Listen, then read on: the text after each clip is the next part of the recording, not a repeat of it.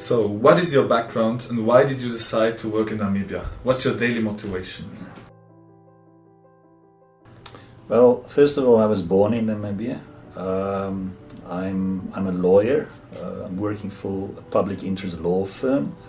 And the focus really of the work I'm doing is working with people, marginalized communities in Namibia. That would include the San communities, it would include the Himba communities as well. People who've, since independence, have been left behind in many ways, whether it's education, whether it's health, but also when it comes to land and environmental rights. So I choose to work with those people because I think they need a voice to be heard. Could you tell us what the LAC does and also elaborate what the LEAD project exactly is? Okay.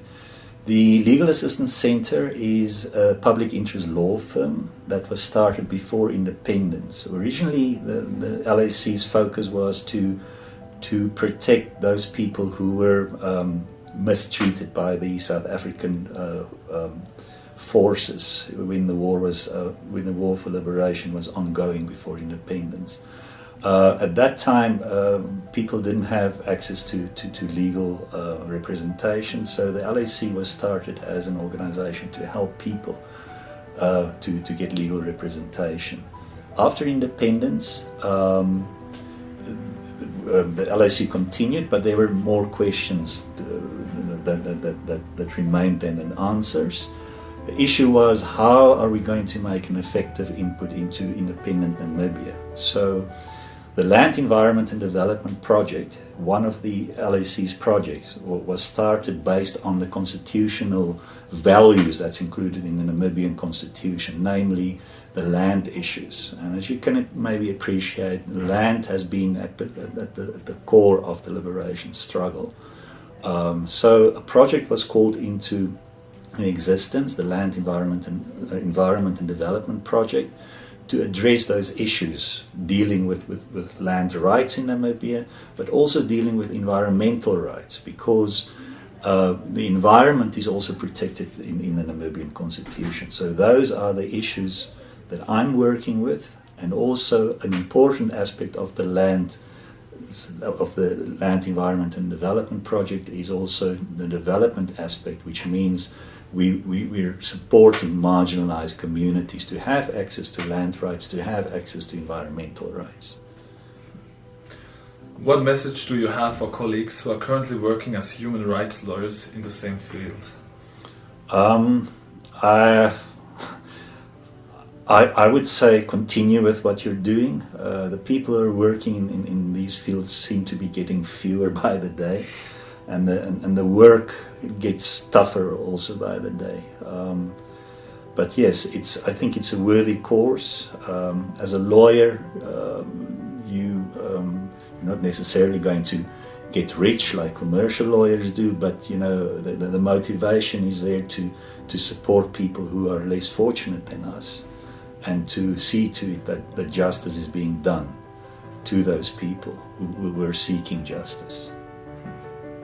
So, the General Assembly decided to designate 19th August as World Humanitarian Day in order to pay tribute to all aid workers around the world who dedicated their lives for a greater cause. Why do you think to spread awareness about the World Humanitarian Day is important? I really think it's important, especially in a world where things are changing fastly. Continuously people are talking about a globalized world.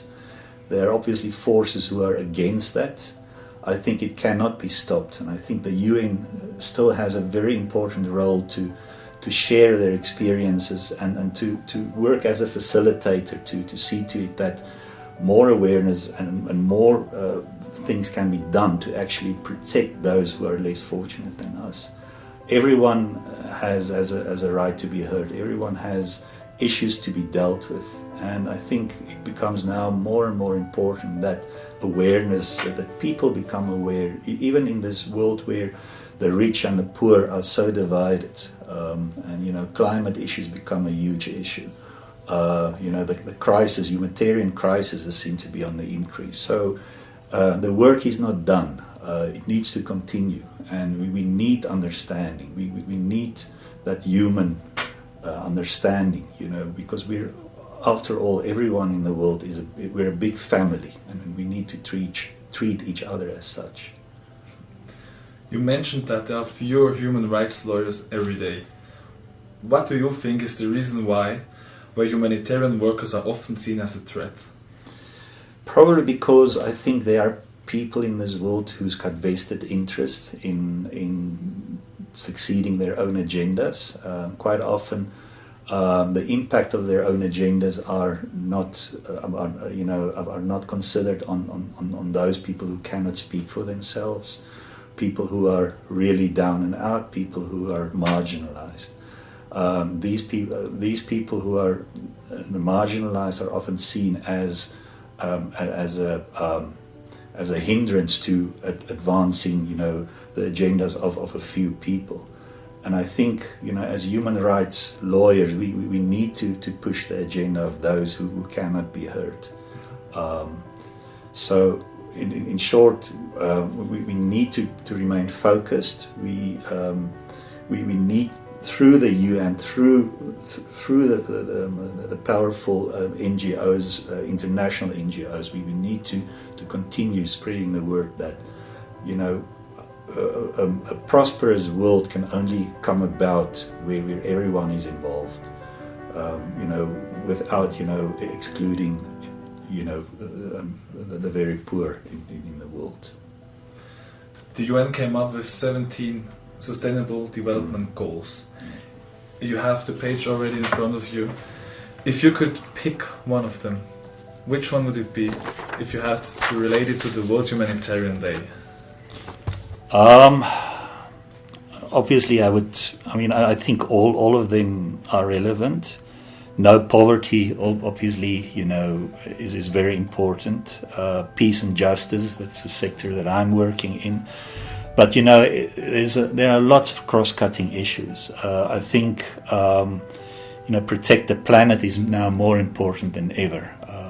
You know, we really need to start looking more in depth how the poor can become involved also in protecting the planet. Allow for the poor to have a voice against big corporations. Because if we don't do that, our environment is already suffering a lot, and the people who will suffer the most will be the poor. So we really need to push that, you know, and work around that. You know, we're on the brink. We're standing on the brink of a situation where environmental change is probably going to become irreversible if we don't do anything drastically now. So it should not just be the privilege of a few strong nations to decide on that, but it should be an inclusive process where the South can join the North on equal terms and decide on the future of this planet. So the last question, it's probably a personal one. The Secretary General stated, "No one is winning these wars. We are all losing. If you could personally address all world leaders at the same time, what would you ask them to do?" Well, I mean, maybe the war is not being won now, but keep in mind, you know, it's a process that you can't define. You can only define what is happening as it is now, but whatever we do now is part of a longer-term process. So I would rather not see it as not winning the wars. I mean, there might be setbacks, but, you know, it's about keeping the momentum and working on that. We're not going to be here forever, but hopefully we can inspire people to continue with the struggle, to continue making a change and believe in making a change. So, you know, in short, you know, the work around making life worth for all people on this planet should not stop because, you know, because of the perception that we're losing the war. I don't think we're losing the war. We've got setbacks, yes, but we need to look longer term. Civilians are not a target.